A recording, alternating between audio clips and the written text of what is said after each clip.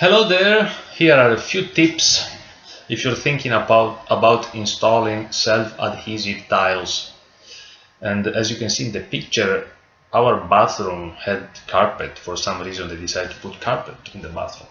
And so we looked around about what to do, and we decided to put self-adhesive tiles.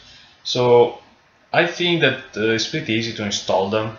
The only difficult part will be about grouting, installing the grout in between tiles. The first thing you need to do is to remove the carpet, and this is pretty easy to do. Just pull it up, and once all the carpet is gone, you see there are probably you'll find a lot of staples that were holding the padding underneath the carpet on the subfloor, and also those are to be removed totally, and it's pretty easy to do it with a screwdriver and the hammer. They come up pretty easily. It took me about an hour to clean up all the mess. After you do that, the subfloor might or might not be level and straight, but it is a good thing to install a layer of plywood that is made on purpose for the tiles.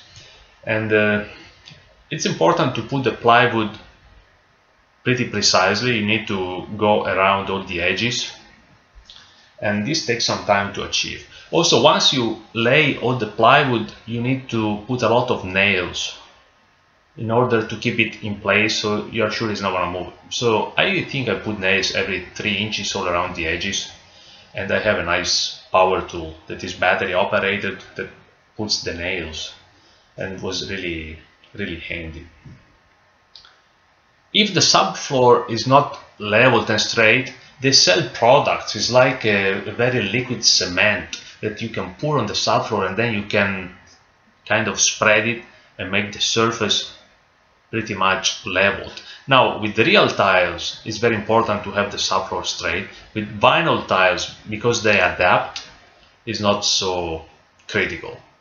So after you put the plywood, now it's time to start laying the tiles. What I did, I put a line in the center, and when you put the line, try to see not to end up on the sides with a very small piece of tiles, because otherwise they don't stick on the floor. They don't stick on the plywood.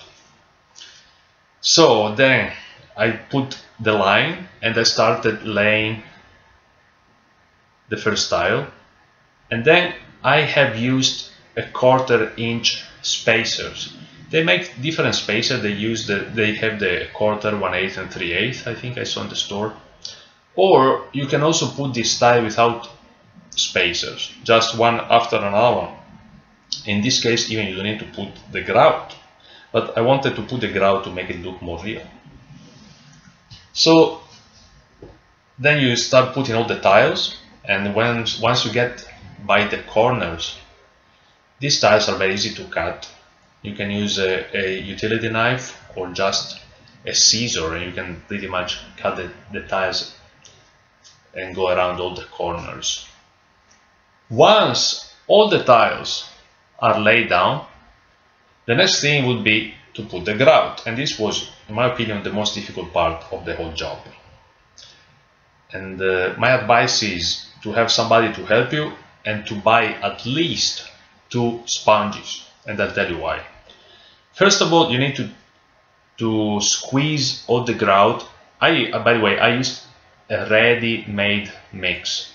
You can do it yourself, but since this was a very small job and I didn't know exactly how to do it, I just bought a ready mix.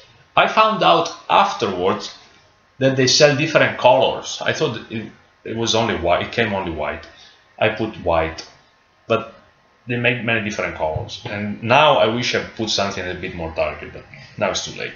But anyway, so what you have to do is to squeeze the mix in between tiles, like you're trying to squeeze it. You have to squeeze it in between, and then of course you will make a mess all over.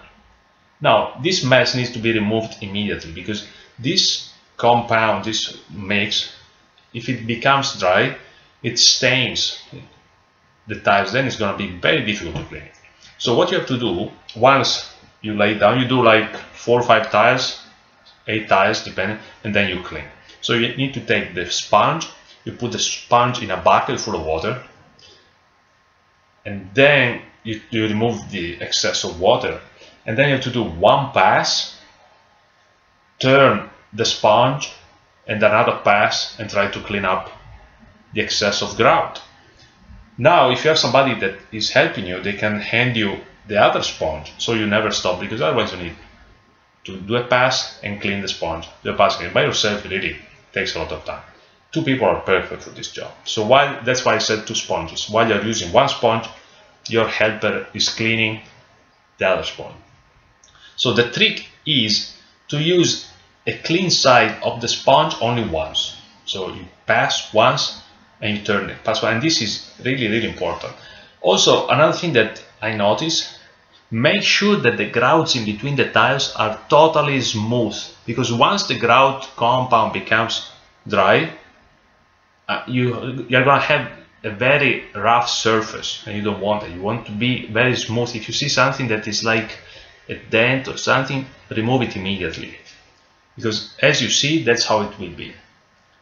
After you're done with grouting, in my case, I put a little bit of threshold with the existing laminate floor and with the small toilet, and the job is done. All this cost me about $130, and I had a lot of tiles left over. But what I didn't like is that there is not a big choice of tiles. We found very few colors at Home Depot. I don't know if there are other stores that have more selection, but that's what we found. Okay, I hope you enjoyed the video, and take care.